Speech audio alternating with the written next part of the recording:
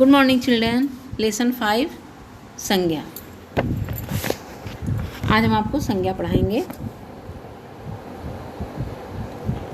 देखिए चित्र में दिया हुआ है, हर्ष और ऋषभ दोनों सगे भाई हैं। हिरन मैदान में घास चरता है। उपरोक्त दिए गए चित्रों में हर्ष, ऋषभ, भाई, हिरन, मैदान, घास, आम, मिठास संज्ञा शब्द है। अब ये भी देखिए, इधर चित्र दिया हुआ है किनारे, हिरन के बगल में। आम की मिठास किसे अच्छी नहीं लगती। आम की मिठास, आम भी संज्ञा शब्द है, मिठास भी संज्ञा शब्द है। तो इसमें हर्ष, ऋषभ, भाई, हिरन, मैदान, घास, आम, मिठास, ये सब क्या है? संज्ञा शब्द है।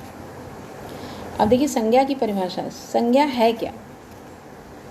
किसी व्यक्ति, वस्तु, स्थान, जाति, दशा या भाव के नाम का बोध कराने वाले शब्दों को संज्ञा कहते हैं।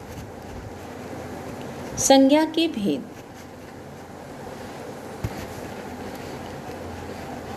लेकिन इससे पहले आप ये जान लीजिए, जैसे हमने परिभाषा बताया, किसी व्यक्ति, वस्तु, स्थान, जाति, दशा, भाव के नाम का बोध कराने वाले शब्दों को संज्ञा कहते हैं। जैसे संज्ञा किसे कहते हैं, उसके उदाहरण देखिए पहले। जैसे लड़का, लड़की, राजा, रानी, मोहन, पुस्तक, ये सब क्या है? ये संज्ञा है। जैसे इसमें चित्र में दिया ही था, हिरन, मैदान, घास, ऋषभ, आम, मिठाई या मीठा, ये सब क्या है? संज्ञा शब्द।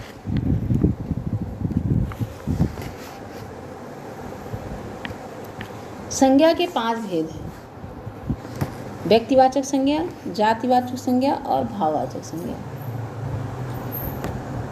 द्रव्यवाचक संज्ञा, समूहवाचक संज्ञा। व्यक्तिवाचक संज्ञा, किसी विशेष व्यक्ति, वस्तु, स्थान के नाम को व्यक्तिवाचक संज्ञा कहते हैं।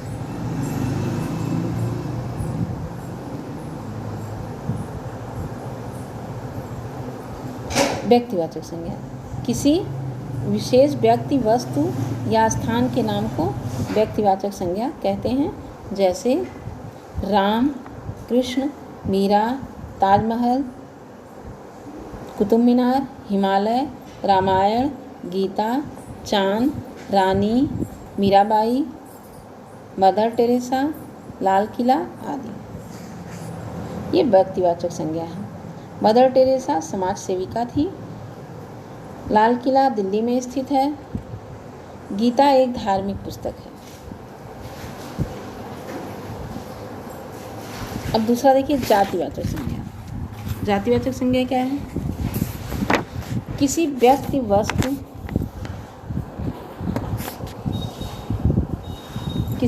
वस्तु, स्थान या प्राणी की संपूर्ण जाति या समूह का बोध कराने वाले नामों को जातिवाचक संज्ञा कहते हैं। जैसे छात्र, मजदूर, देश, गांव, कुर्सी, चीता, सांप, सिपाही, किताब, कलम, महीना, नदी, फूल, लड़की आदि। ये जातिवाचक संज्ञा के अंतर्गत आते हैं। चित्रों में भी दिया है, देखिए जैसे नदी, चीता।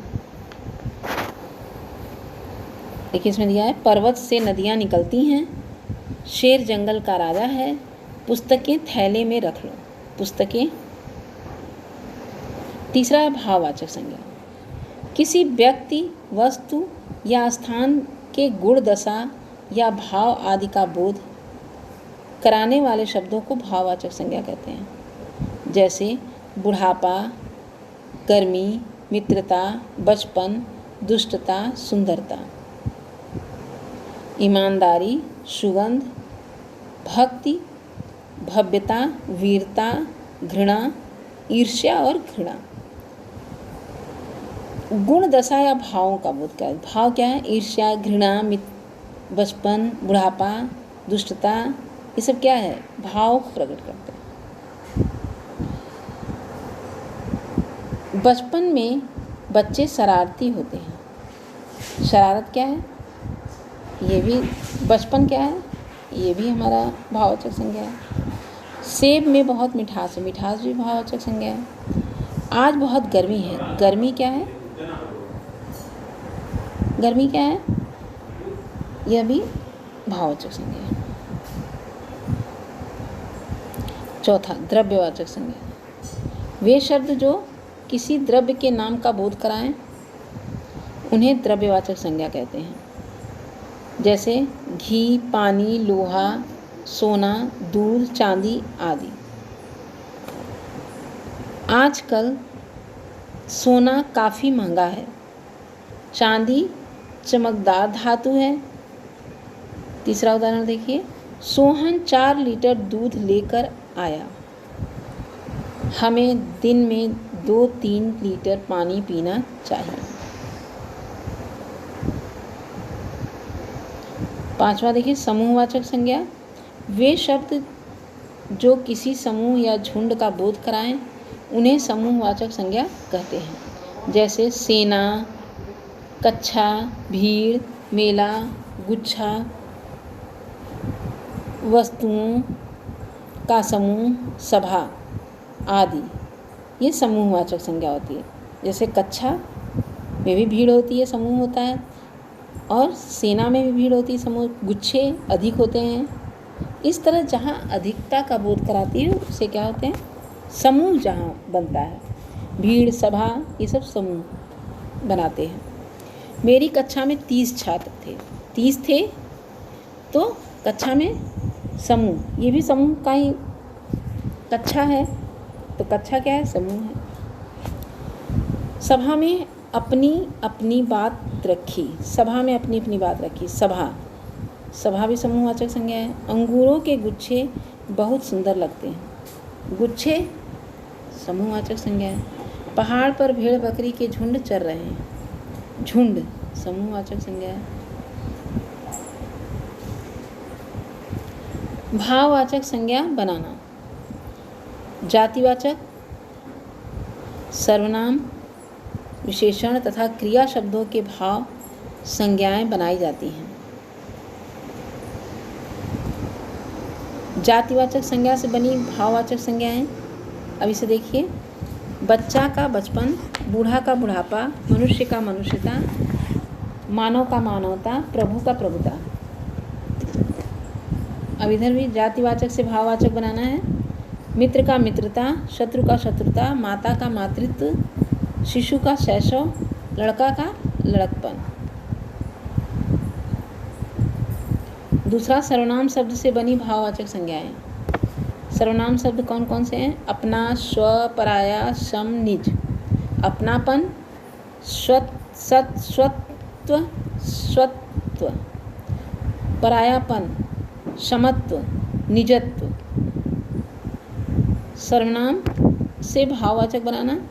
निज, अपना, मम, माँ, ये सर्वनाम शब्द हैं। निजता, अपना, ममत्व, मातृत्व।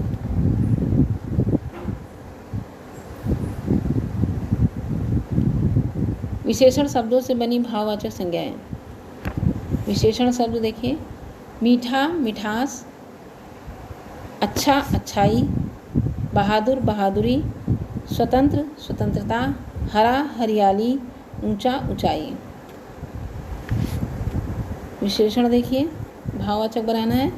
एक, एकता, नीच, नीचता, महान, महानता, वीर, विशेषण शब्द है। वीरता भाववाचक संज्ञा है, अरे भाववाचक है। ईमानदार, ईमानदारी, सुंदर, सुंदरता। क्रिया शब्दों से बनी भाववाचक संज्ञाएं। क्रिया क्या है? सिलना, हंसना, लिखना, पढ़ना, सजाना। सिलाई, सिलना का भाववाचक सिलाई, हंसना का हंसी, लिखना का लिखावट, पढ़ना का पढ़ाई, सजना का सजावट। अब क्रिया में देखिए, उससे भाववाचक बनाना है। दौड़ना, दौड़, जीना, जीवन, लूटना, लूट, मिलना, मिलान, खेलना, खेल। अब तक जो सीखा, व्यक्ति, वस्तु, स्थान, जाति व भाव के नाम को संज्ञा कहते हैं। संज्ञा के 5 भेद होते हैं: व्यक्तिवाचक संज्ञा, जातिवाचक संज्ञा, द्रव्यवाचक संज्ञा और भाववाचक संज्ञा और समूह संज्ञा, समूहवाचक संज्ञा। अभ्यास कार्य देखिए, दिए गए प्रश्नों के उत्तर दीजिए। संज्ञा किसे कहते हैं?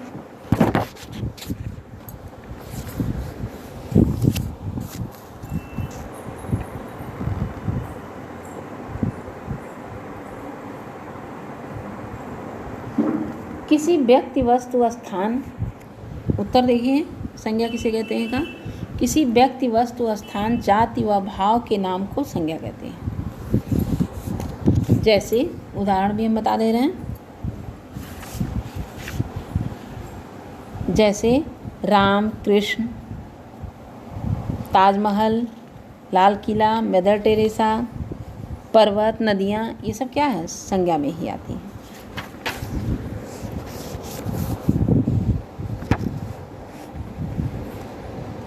अब दूसरा क्वेश्चन है आपका, संज्ञा के कितने भेद होते हैं? इनके नाम लिखिए। उत्तर देखिए, संज्ञा के 5 भेद होते हैं। पहला व्यक्तिवाचक संज्ञा, दूसरा जातिवाचक, तीसरा द्रव्यवाचक संज्ञा, चौथा भाववाचक संज्ञा और 5वां समूहवाचक संज्ञा। सबको बुक में अलग अलग बताया गया है, उसे अच्छी तरह पढ़ लीजिएगा परिभाषा और उदाहरण सहित। जातिवाचक संज्ञा किसे कहते हैं? उत्तर देखिए, किसी व्यक्ति, वस्तु, स्थान या प्राणी की संपूर्ण जाति व समूह का बोध कराने वाले नामों को जातिवाचक संज्ञा कहते हैं।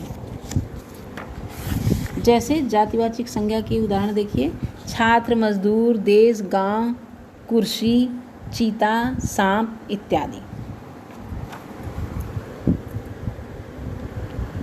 अब देखिए दूसरा, सही कथन के सामने सही का निशान और गलत कथन के सामने गलत का चिन्ह लगाइए। सभी नाम शब्द संज्ञा होते हैं, सही है। व्यक्तिवाचक संज्ञा समस्त जाति का बोध कराती है, गलत है। भाववाचक संज्ञा भाव का बोध कराती है, सही है। किसी विशेष नाम को व्यक्तिवाचक संज्ञा कहते हैं, सही है। जातिवाचक संज्ञा से भाववाचक नहीं बनती है, सही है। द्रव्यवाचक संज्ञा में नाप तौल वाली वस्तु का बोध होता है, सही है। तीसरा देखिए, दिए गए शब्दों को भाववाचक संज्ञाएं बनाकर रिक्त स्थान की पूर्ति कीजिए। आपको हर समय सच्चाई की राह पर चलना है। चेहरे पर उदासी मत आने दो। सबके प्रति अपनापन बढ़ाओ। मन में सरलता सबको लुभाती है। खेत में चारों तरफ हरियाली है। हमारे घर के आसपास गंदगी नहीं होनी चाहिए। इसके अंदर भरना है भाववाचक संज्ञा।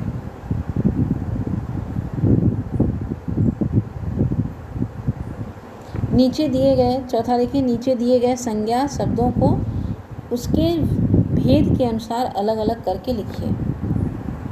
अब संज्ञा शब्द इसमें दिया हुआ है, उसको भेद के अनुसार अलग अलग करना है। व्यक्तिवाचक में देखिए आएगा रमेश, कृष्ण, राधा, दिल्ली, गंगा। जातिवाचक में नदी, पक्षी, लड़की, हिमालय, मनुष्य, मेज, शिशु। भाववाचक में नेकी, बुराई, बुढ़ापा, जवानी, सुंदरता, अच्छाई आदि।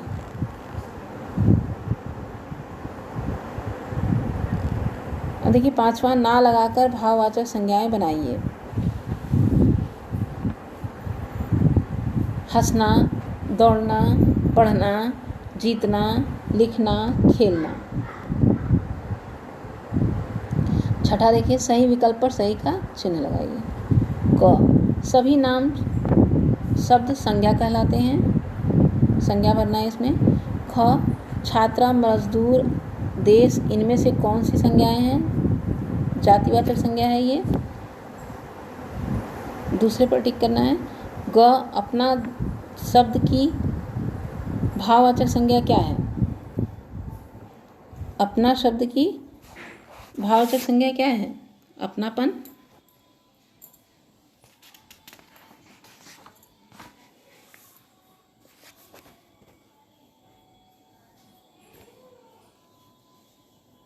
देखिए इसको,